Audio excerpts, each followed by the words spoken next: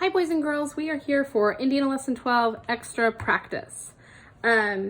What this extra practice is asking us to do is to find the area and the perimeter of these different shapes. So I'm going to work through a couple of those with you. We're going to start with number 5. To find the perimeter, it is really absolutely as simple as you just need to add 11.7 and 6 and 10, but the tricky part here is you have to line up those decimals. So you have to make sure that you get the 6 and the 10 lined up appropriately so that you don't end up with a totally crazy answer. So your perimeter is going to be, oh, wrong pen, sorry. Your perimeter is going to be 27.7, and that's just plain feet. That's important to note that on these lessons. And then for the area, remember we're going to take the base times the height and then divide it by 2, which I can actually do in my head this time. So I'm going to do it in my head this time. 10 times 6 is 60, divided by 2 is 30. So 30 feet squared for my area. That's for the triangle. If you want to do this triangle down here, just make sure that you know that the base is the one that the arrow is pointing to. That's how you would solve that one. Moving on to kind of save us some time here, we're going to go to the area of the parallelogram. Now the area of the parallelogram, remember, is the base times the height. So this is actually more than a parallelogram. It looks like we have a rhombus here because if this line is parallel to this line and this line is parallel to this line, then this length has to be the same as this and this length has to be the same as this. So the perimeter this time actually becomes very simple because we're going to take 6 plus 6 plus 6 plus 6, which is the same as 6 times 4, which is 24 it's meters this time. And then my area this time is going to be just my 5 times my 6. My area is going to be 30 meters squared. And you're like, wow, that's really simple. What a great problem. And then you are like, oh, trapezoid. Oh no, because trapezoids are a little bit harder.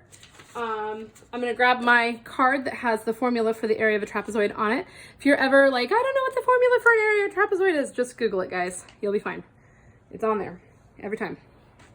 It's actually where I found this. So we know that we need to write out our formula. So 1/2 base 1 is going to be this parallel line, because remember the bases are parallel. 15 plus 20.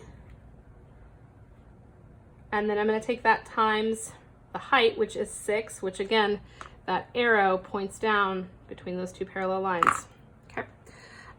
So 1/2 of, let's start simplifying this. So this is going to become 45 and then 6 and 1/2, rather than multiply the 1/2 times the 45, which I know is going to be a little bit messy, or the 6 times the 45, which I definitely don't want to do. I'm just going to take and simplify the 1/2 times the 6 and make that down to a 3. So now we have 3 times 45. I like that problem way more.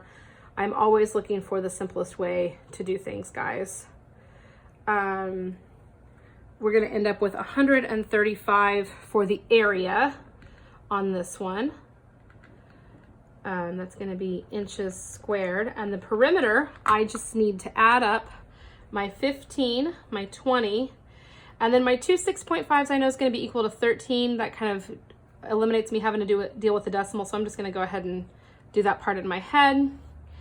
That's going to become 8. That's going to become 4. So my perimeter is going to be 48. If we look over on the back, there are some story problems.